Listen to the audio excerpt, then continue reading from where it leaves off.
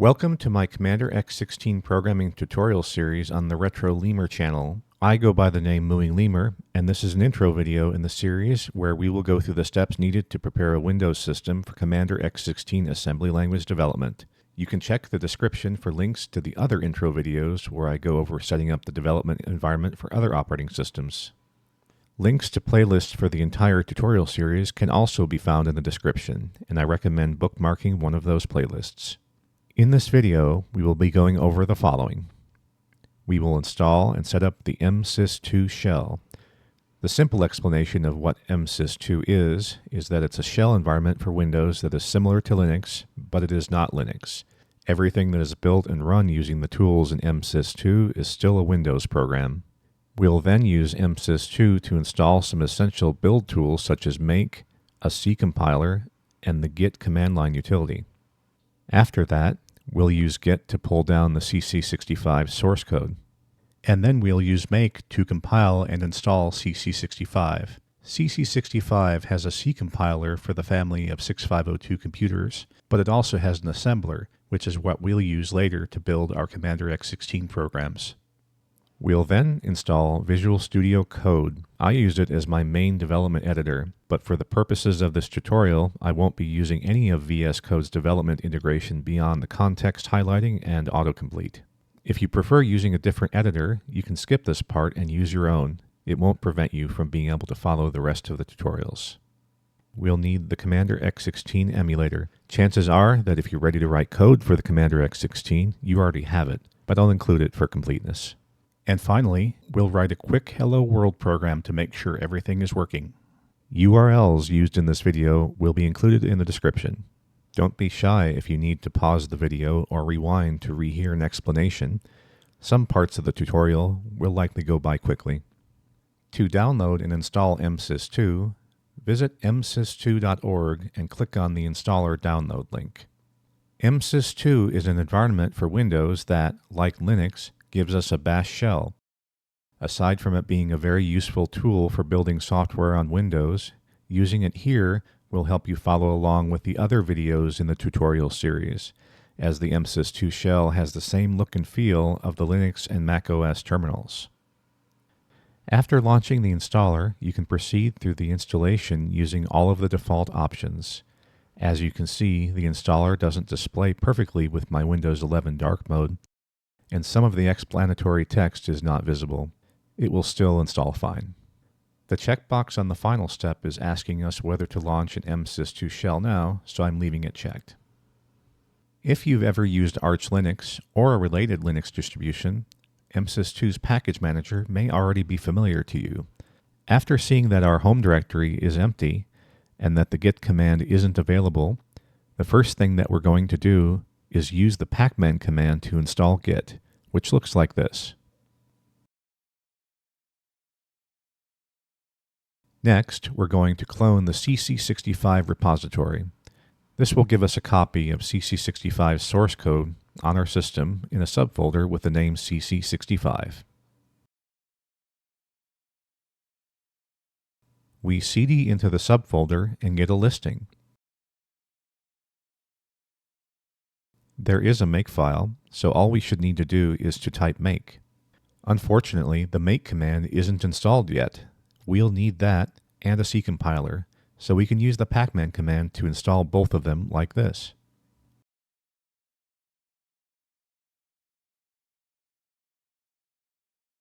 Now we can type the make command again, but this might actually take a very long time.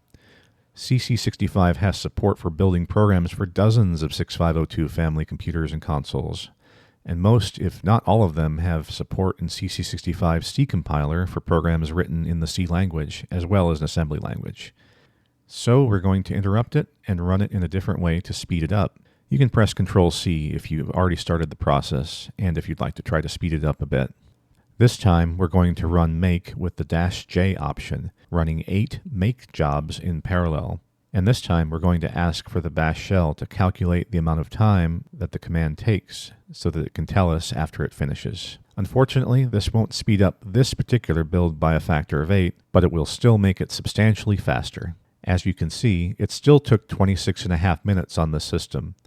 Unfortunately, this is just how Windows performs when dealing with thousands of tiny source code files. Now that we're done compiling CC65, we can run make install to install the compiled result. This will put the CC65 toolchain executables in our path, but only within the MSys2 shell. Next, we're going to install Visual Studio Code. The easiest way to install this in Windows is via the Microsoft Store, since it is a Microsoft product. To do this, I tap on the Windows key and type the word Store until the match comes up in search. Searching for VS Code in the Store's search bar should be enough to find it, so we can click on it and then click Install.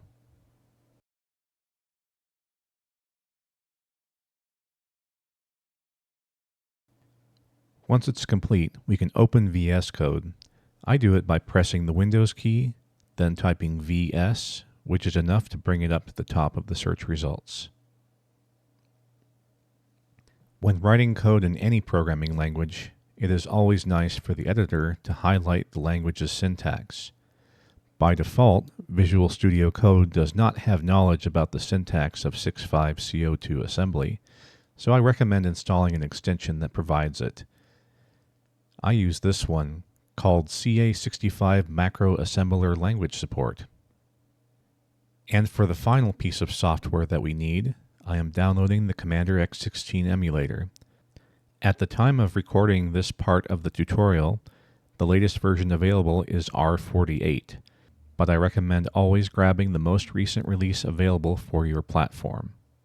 The Commander X16's ROM and emulator are now mature enough that there should be very few changes in the future which would make any part of this tutorial series obsolete or out of date. But if it does happen, or if there's an obvious mistake that is discovered later, I intend to publish an updated video to replace any video which contains out-of-date or mistaken information. The old video will be made unlisted and removed from playlists, and the new video will take its place. For convenience, I'm extracting the X16 emulator into a folder on the root of the C drive.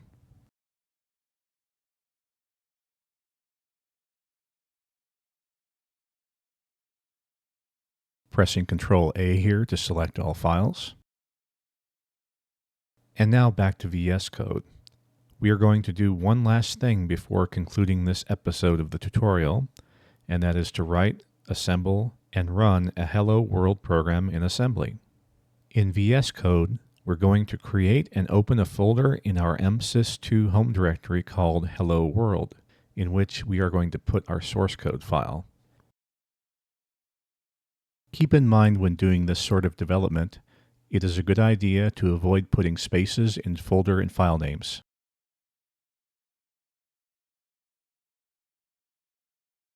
We're going to create a file called main.s.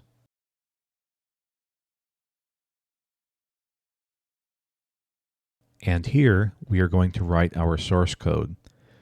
The CC65 suite supports the Commander X16 directly. To take advantage of what it knows about the memory layout and how to assemble a PRG file, our source needs to have these 4 segments declared. All you need to know for now is that the assembler places a basic program at the beginning of the file, then passes control to the beginning of the startup segment. Conventionally, the bulk of the program is placed in the code segment.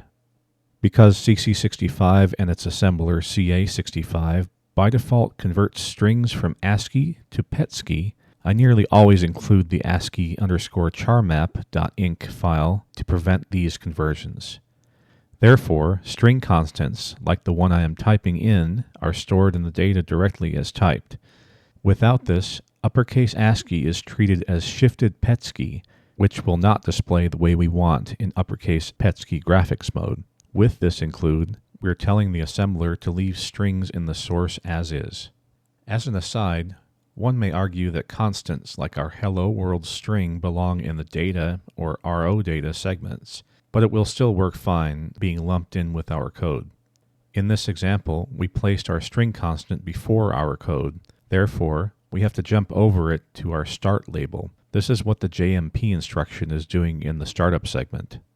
In this example, we're using one kernel call, chrout. Normally, we use an include file with all of the API call names, but for this simple program, we'll just define the one we need as a constant. Don't worry if you don't quite follow what is happening here in the assembly code. This is just an exercise to verify that everything is working as expected at this stage. After pressing Ctrl+S to save, we can reopen an MSys2 shell. Showing a listing of our home directory, we can see the new directory for our Hello World project. Inside is the one source file.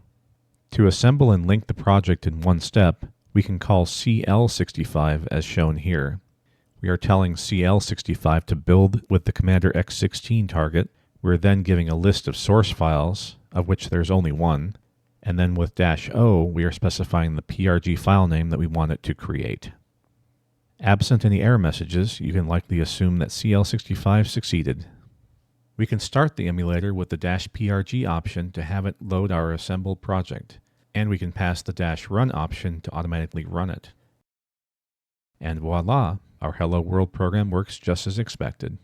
This concludes the intro episode, which hopefully has helped you set up the necessary software to get started with assembly language development for the Commander X16 on your Windows computer. Again, check the description for any links that were used in this tutorial, as well as links to YouTube playlists for the rest of this tutorial series. Thank you for watching.